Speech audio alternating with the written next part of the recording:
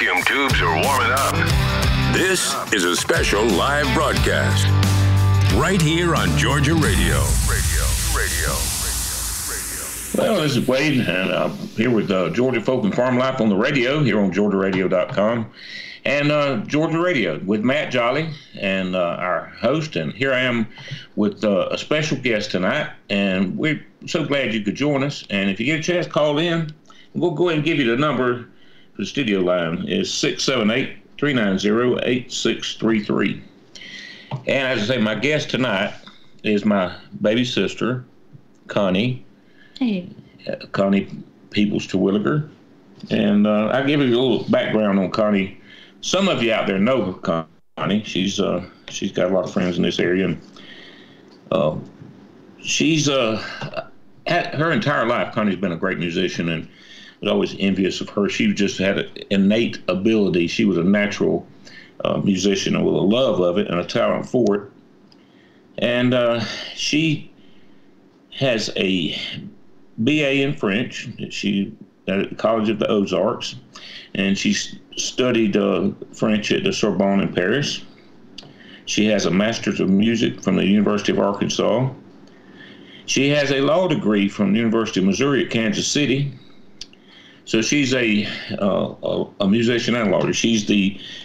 In addition to that, she's the music director, organist, and pianist at the First Methodist Church in Swainsboro. She is the Solicitor General for the Emanuel County State Court, and she serves on the board of the Emanuel County Humane Society. Boy, I sound pretty good, don't I? That sounds impressive on paper. Now, sitting here looking at you, not so much. Yeah. Yeah. You know, it's funny. I'm your baby sister, but you're my baby brother. Yeah, that's funny. How's that work? I never understood that. Because there were a bunch of youngins. There's a bunch of us. That's right. So y'all try to figure it. But, you know, with Georgia families, it's hard to figure out. But, yes, I am her baby brother, and she's my baby sister. So that's what she's actually my babyest sister. That's right, the babyest. Babyest. There's a difference. So, yeah. Matt, you're looking around. I'm here. Okay. Yeah, I'm here. Glad you're with us. No, I am with you, and I'm waiting for the phone to ring tonight. Yeah, do we need some callers tonight? Yeah, it'd be fun. I know something that we Matt and I have discussed amongst ourselves is a lot of you are listening on your phone, and it's hard to call in. Then you want to listen, it's hard to call. But call in on your phone, and then when you get through, you can come back to listen, and you won't miss anything in the interim because you will be the show. That's right. And if you want to write in tonight, you can always write in on Facebook.com/Georgia Radio. I can see that right here in the studio. If you just want to write in, that gets like to me. A message. Yes. Yeah, a message or whatever. And you can also write in right off the website there at GeorgiaRadio.com. There's a chat function. If you're listening on your phone, there is a chat function. If you scroll all the way down, you can just write a message, and we'll get that in too. And go to the chat function and send a message. We'd like to have it. Well, I asked Connie to be my guest, and we said, well, what will we talk about? And some people are just interesting, and Connie's had an interesting life. She's done a hard. Thank you for not saying a checkered past. You don't checkered past. We don't want you to be disbarred. Or excommunicated from the church. Exactly. You got a couple of jobs where you have to keep your past. Yeah. Yes, I have to live a very boring life. And you just send my check every month. Just keep sending it, and I'll keep quiet. That's right. I do my part. I try to help all I can. Thank you so much. Yes. You've got brothers worse than me, so that's... Well, well, there's that. But Connie has been a hard worker her entire life, and she has had, when she was young... You've had as many as 6 jobs at one time. I had 7. 7, yeah. She was just, seriously, I was in awe because I was never that hard a worker. I never had more than one job at a time, and sometimes I didn't even have the one, Well, you'll do whatever it takes to keep body and soul together. Right. But you know what, Wade? What? I wasn't that great a worker when I worked at Continental Woodlands, and I've had to apologize so many times to John Torpy. But you broke ground. Yeah, well, John Torpy, you were a pain to John. John, bless his heart. Yes, because I tried to fit in to all the other guys. You broke the sex barrier there at Continental Woodland. But it was in the 70s, early 80s. No, it was early 80s, 79 to 84. 80.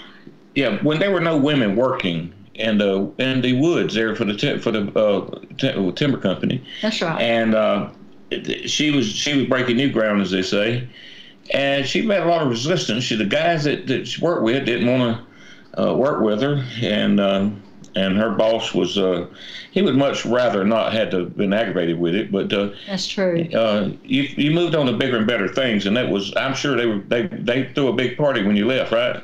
Well, I finally won them over. You did win them over. You really did. The ones that were the ones that were the hardest nuts to crack, I won them over by sheer determination, right. And it turned out okay. But what I was going to tell you, you remember, Daddy had such a good work ethic, and Mama, of course.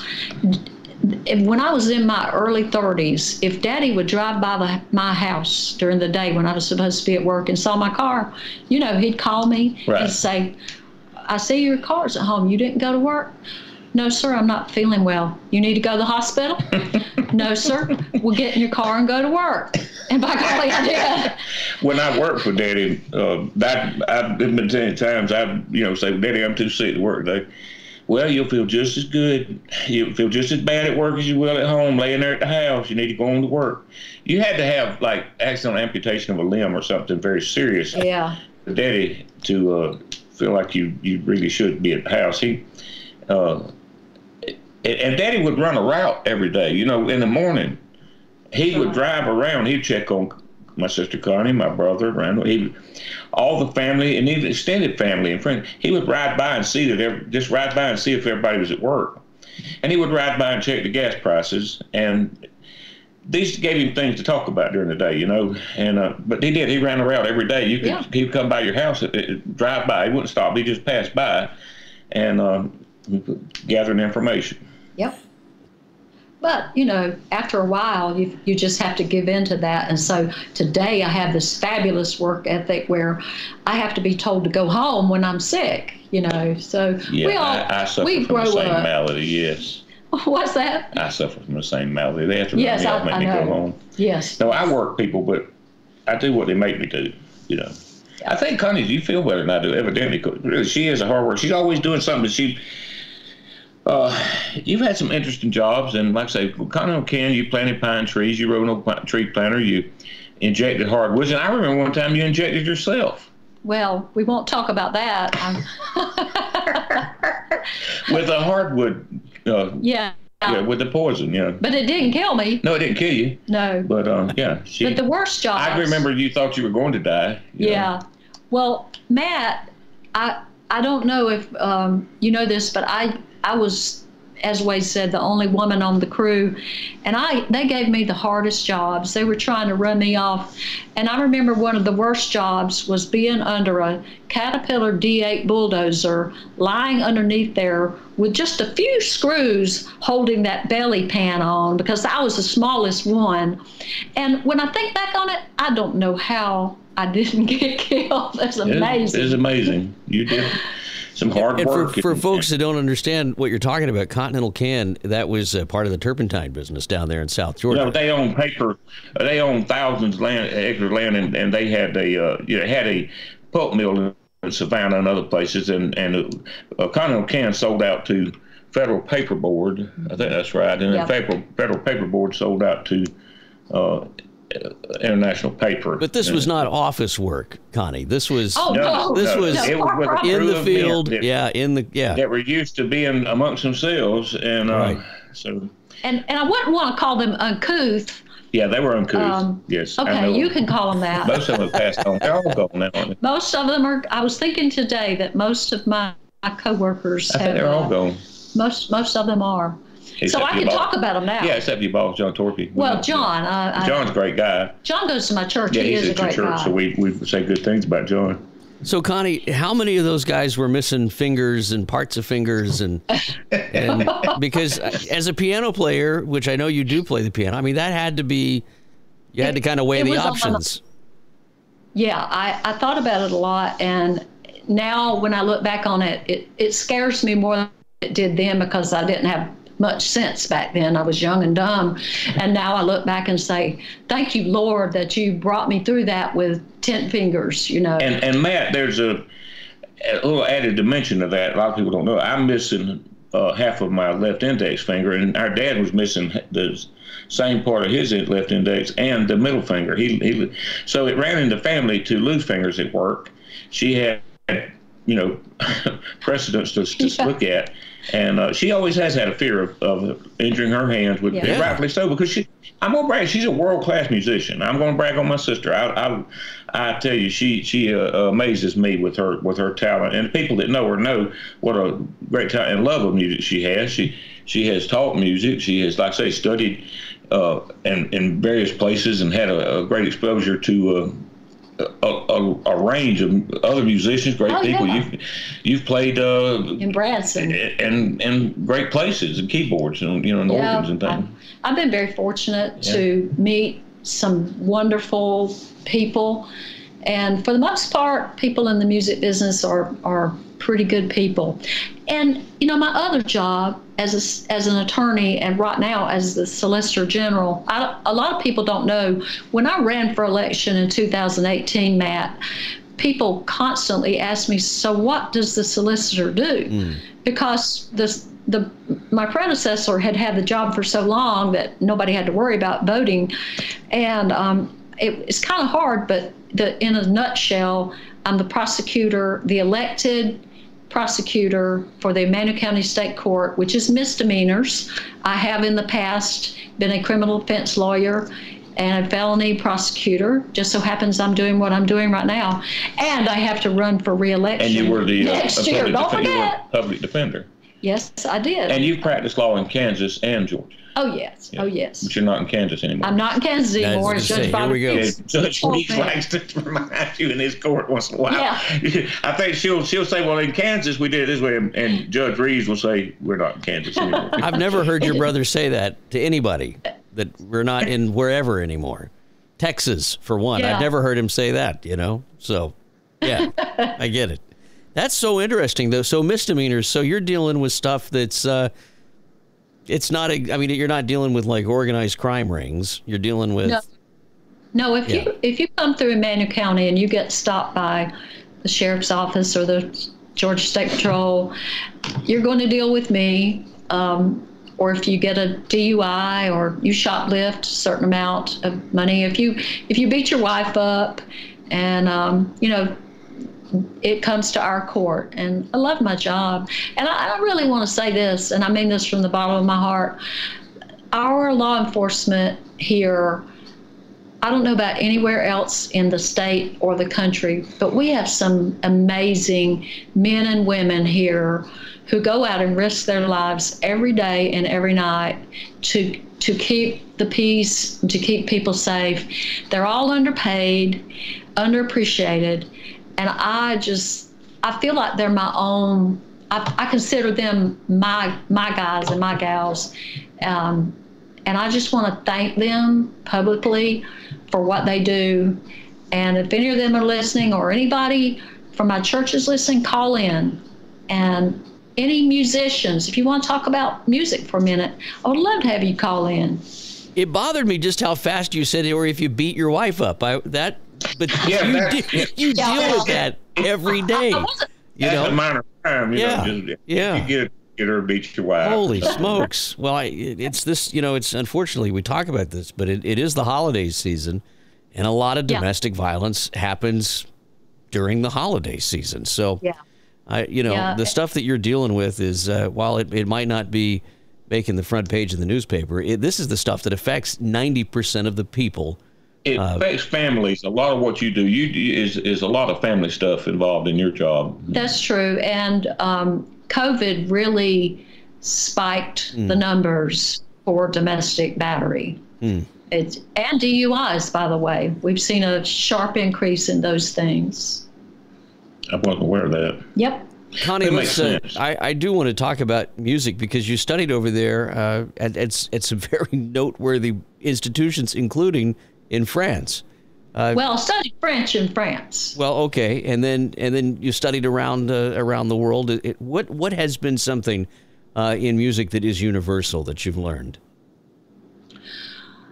That that you don't have to play an instrument or sing in the public. to love music.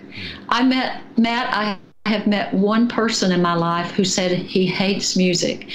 And I looked, yes, he was at Swainsboro at the Rayco station. This was before I left Swainsboro.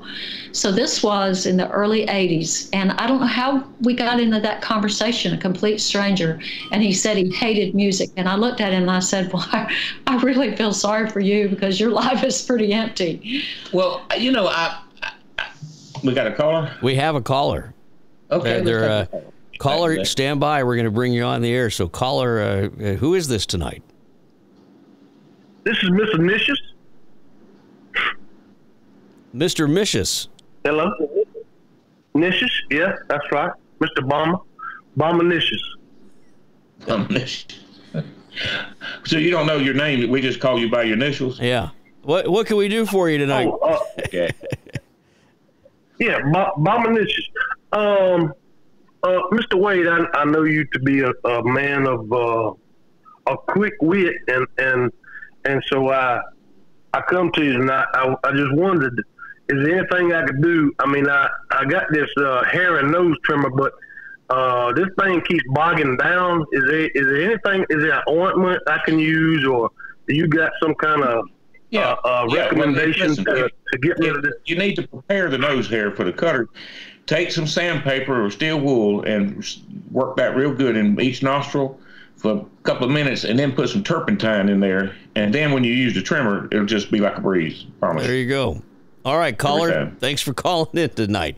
Wade, Connie was getting ready to share something very, very deep with us, and we had to go talk about nose hairs for just a second. Yeah, well, that's the beauty of the Georgia Folk and Farm Life show. I mean, you can do that. I was about to say, in response to Connie saying she had met a man that hated music. Yeah. I'm going to say this, knowing what I know, I've been a armchair psychologist and backwoods redneck philosopher and amongst other things. Nose hair aficionado. Nose cosmetologist. The man that said he hated music probably didn't hate music. That was a way of drawing you in, shocking you. Oh. I doubt he really, you know how people will say they hate God? Yeah. But they really want somebody to convince them that God's real. Yeah. Or they're looking for attention. So that was just, I think that was a sad cry for attention. I don't believe anybody hates music. Now there's there's some things people call music. I don't call music, and we won't call it any categories. But there are certain types of quote music I'm not crazy about. But did you hear what Tony Bennett said? Have you heard this quote, Connie? I just love it. He said, "There's only two types of music in the world. There's good and bad." And that's it. And I love that. I mean, it's so simple. Were we talking about Tony Bennett yesterday? Yeah, Connie and I were talking about Tony Bennett yesterday. You're a fan of Tony Bennett. Oh, yes. Oh, what a voice. Yeah. No, when I was teaching at East Georgia State College. Yeah, she's been a college prof, too. Well, I was teaching in music appreciation. And I always said I didn't think they appreciated it very much. Man, I'm going to listen. What I'm laughing about, East Georgia State College, just in Swainsboro, and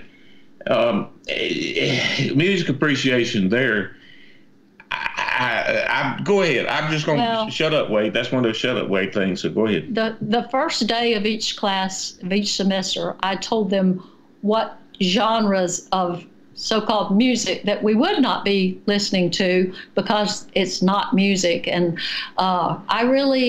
they were pretty bombastic about it, but they didn't like you much. They didn't like me much because I wanted to teach them something and they didn't want to learn. Yeah, they she wanted to teach them an appreciation of high-class music. That's right. And that's not what they wanted to hear. And most of them. There were a few exceptions. Yes. I think any teacher that teaches anything finds that in amongst the chaff is some wheat. That's right. And it makes it worthwhile. I don't think any teacher would keep teaching if it was all chaff, but there are some students that make it rewarding. And they really do. Well, we don't have any callers, but we do have a message here that just came in from Charlotte. Charlotte wrote in and wanted to know, Connie, do you have a favorite instrument other than the piano? There you go. I try. Yeah. I guess. Another piano. Well, I do play organ, but that's keyboard. So outside of keyboards, I love percussion. Timpani really It's a shame moves Phil me. Wilson doesn't call in. Phil's great. Yeah, Phil is an amazing. He's a friend. He percussionist. hasn't.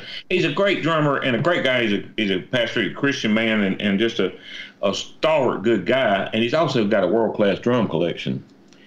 And he knows a telling me lot about of people. this guguy. Yeah. Yeah, well, I'm gonna have to get Phil on as a guest sometime. And Yeah. he's well known in the drumming profession and drumming circles. He's a great guy. He's our official chaplain.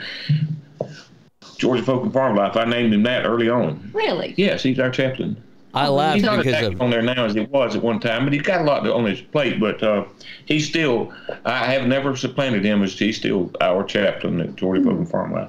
Harvey Williams is now the head chaplain of the Pastor. Georgia Prayer Partners now. Yes, Pastor. and Yeah. Harvey's our pastor.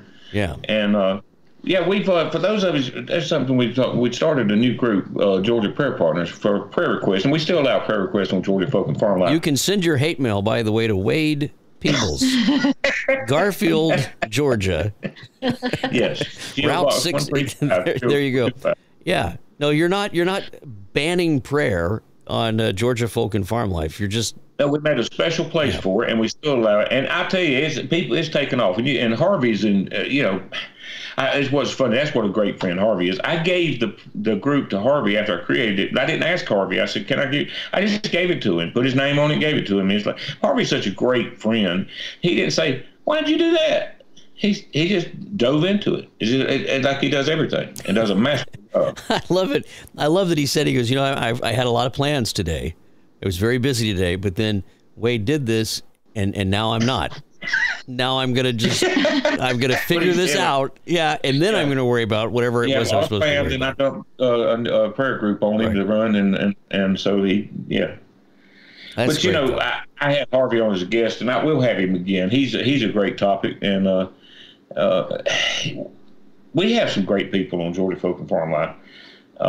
It's been that's what's amazing about Georgia Folk and Farm Life is the people. That's all it is people. And I couldn't start naming the people that have been a blessing to me that I only know because of the existence of that group. I wouldn't know them otherwise. And it's a great part of my life and a blessing.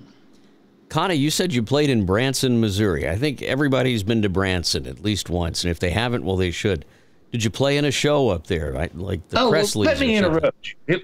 Matt, we've left out one more of her. She's an actress besides that. Well. She at the Shepherd of the Hills. You ever heard of the Shepherd of the Hills outdoor drama in Branson?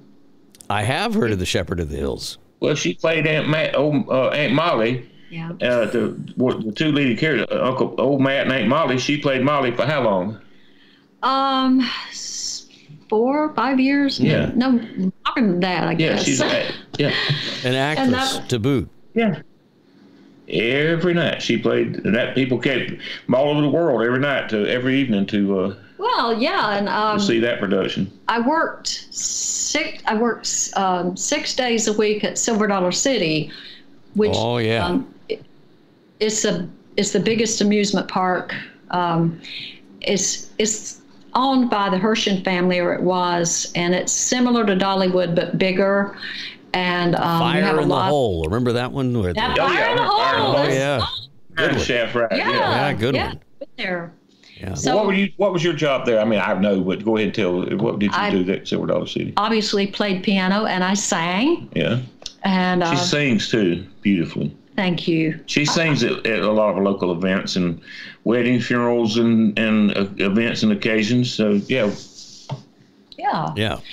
Plays piano down at the honky tonk and.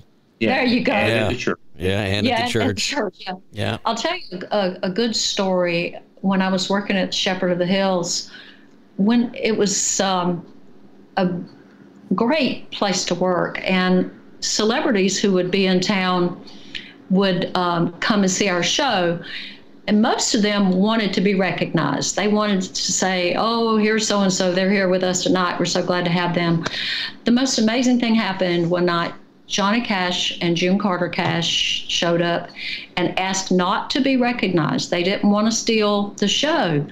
And afterwards at curtain call, they came down, they shook our hands, looked us in the eye and said, "Great job." And to me, that spoke volumes about their character. Because when you're in the business of show business, you meet a lot of insincere and sometimes not very nice people. I've been on stage with some people whom I won't name. You would know exactly who I'm talking about, who were really not very good to their people who work for them and even their family members. But I sure had a great time meeting a lot of wonderful people. And I'm so blessed to have had the experiences. I was gone for 27 years. I came back in 2012. And working in Branson was a hoot. I mean, it wasn't like work. You just feel embarrassed getting a paycheck, you know? Well, when we get our big show started, I hope you can be a big part of it, Connie. That'd be a blessing to all of us. You know, we're trying to get this thing going, our big live show. Oh yeah, you know, actually great. there. So we're gonna need a piano player. You know. Hey. You know what's funny is I was always Connie loves the piano, but she's a wonderful organist, and she played the big pipe organs and pull out all the stops, as they say. But I always wanted her to play the organ. She loves it. She's going, if there's a huge pipe organ and there's a piano over here, she's gonna go to the piano. I'm like, play the organ. I like, but she just loves the piano, and she's a great organist. But she calls herself a pianist. But she's a great organist or keyboardist. But why is it that you love piano best? It's just your first love? I guess so.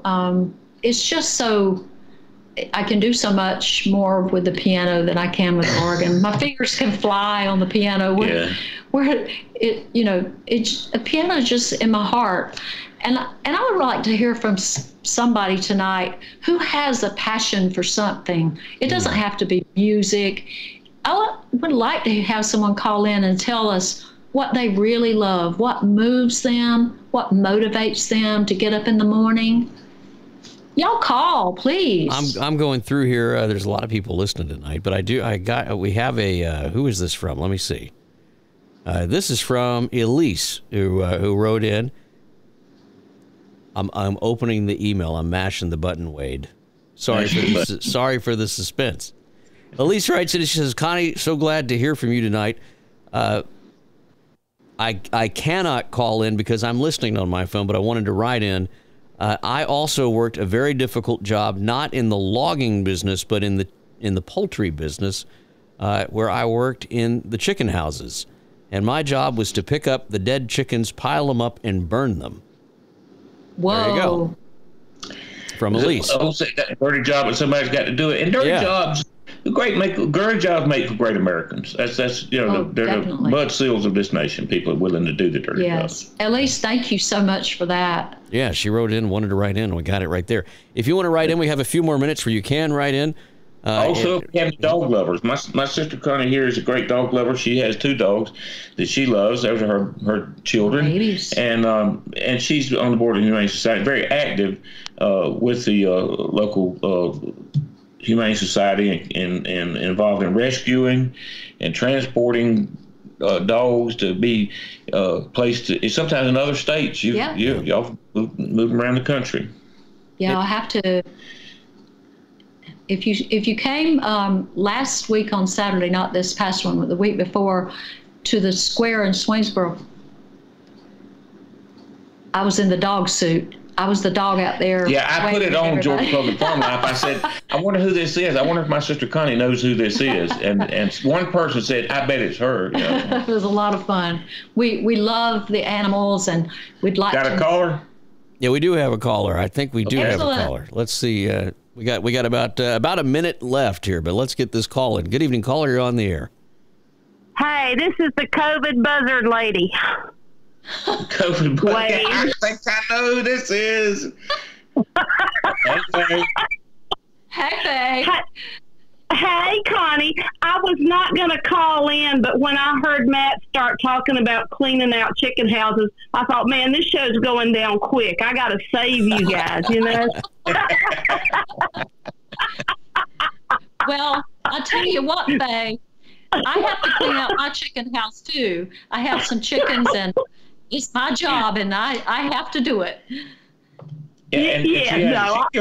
She still accidentally. She doesn't have. You know, some people have a green thumb, and some people don't. She doesn't have a chicken green thumb. She has a chicken die down there. Oh well, they all die. No.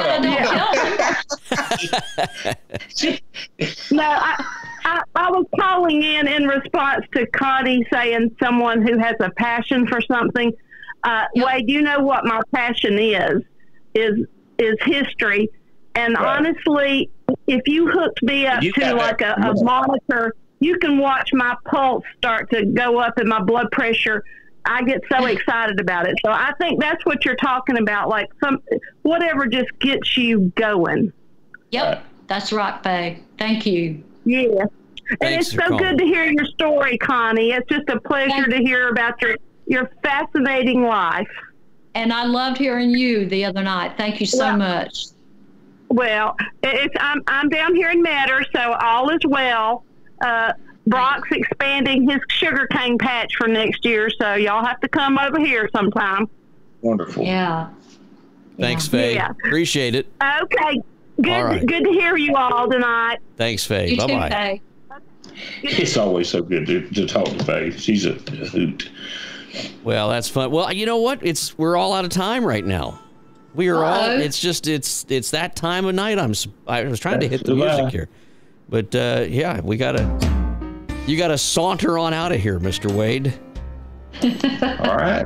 Well, listen, I want to thank everybody for tuning in, listening, for calling in, sending messages, and we hope you join us each and every Tuesday night. We have a show for you each and every Tuesday night. You can listen to them anytime on the podcast. GeorgiaRadio.com. Go there. Go to the homepage. Listen to great classic country music. Listen to Lester Rowbottoms there. Tales from the Trailer Park. There's a lot of good stuff there. Yeah, and you can take us with us. Take us. Wade, help me. Take us with you everywhere you go. Matt can't say it, but you can take him anywhere. Yeah, you can. It's a digital radio station. You can't take him anywhere, but you can take our music. Yeah, it's a digital radio station, and what the difference in that is, there's no scratchy signal anywhere. That's right. It works wherever you want to go. GeorgiaRadio.com. That's right. All right, Wade. We'll talk to you next time. And Connie, thanks for coming in. I look forward to hearing that piano sing here in a few more days. That'll be fun. Thanks. Good night, everybody. Bless.